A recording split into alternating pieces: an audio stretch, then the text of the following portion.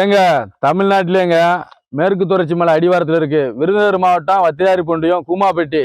இன்னைக்கு உலகத்துக்கே தெரியும் கூமாப்பட்டி ஒரு தனி ஐலாண்டு. அவ்வளவு இயற்கை காட்சி இருக்கு.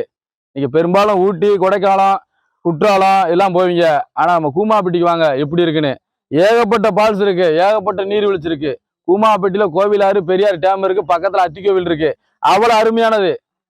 வன்மை அப்படியே அவ்வளவு அருமையானது. இன்னைக்கு என்னடானா, இன்னைக்கு என்னை நம்பி சுற்றுலா பயணிகள் வரும் குமாரடி படையெடுத்து வராங்க.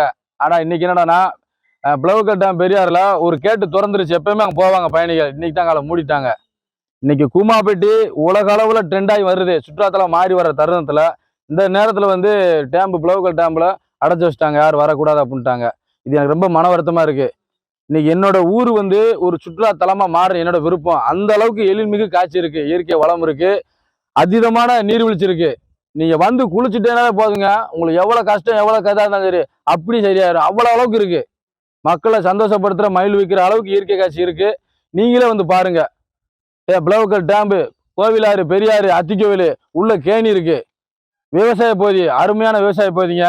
நீங்க வேணா நீங்களே கலாய்வு பண்ணி பாருங்க கூமாப்பட்டி எப்படி இருக்குன்னு. என்னைய பொறுத்தளவுக்கு கூமாப்பட்டி பிளவுக்கல் டேம்பு, கோவிலாறு, பெரியார் டேம் வந்து சுற்றுலாத்தலமா மாறணும். அதுக்கு இந்த தமிழக அரசாங்கமும் விருதுநகர் மாவட்ட கலெக்டரும் ஒரு நல்ல முடிவெடுத்து எங்க மக்களோட வாழ்வாதாரத்தை மேம்படுத்துவான்னு நான் நம்புறேன். பேச்சுக்கேணி இருக்கு.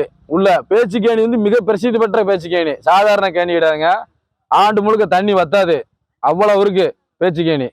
அண்ட் பக்கத்துல கிழவங்கோயில் இருக்கு. கிழவங்கோயில வந்து கோவிலாறு டேம் இருக்கு, பாத்துக்கோங்க. இங்கிட்டு பேச்சுக்கேணி தான் எங்க கூமாப்பட்டிக்கே ஒரு எடுத்துக்காட்டா இருக்கு. இது மீண்டும் பிளவுக்கல் டேம் வந்து சுற்றுலாத்தலத்தை புதுப்பிச்சு மக்கள் சுற்றுலாத்தலமா அறிவிக்கணும். இந்த சுற்றுலாத்தல பயணிகளுக்கு தேவையான இருப்பிட வசதி, தங்கு வசதி, தொலைத்தொடர் வசதி எல்லாமே அமைச்சு கொடுக்கணும்னு நான் மனதார வேண்டேன். எனக்கு நல்ல முடிவு கிடைக்கும் நம்புறேன்.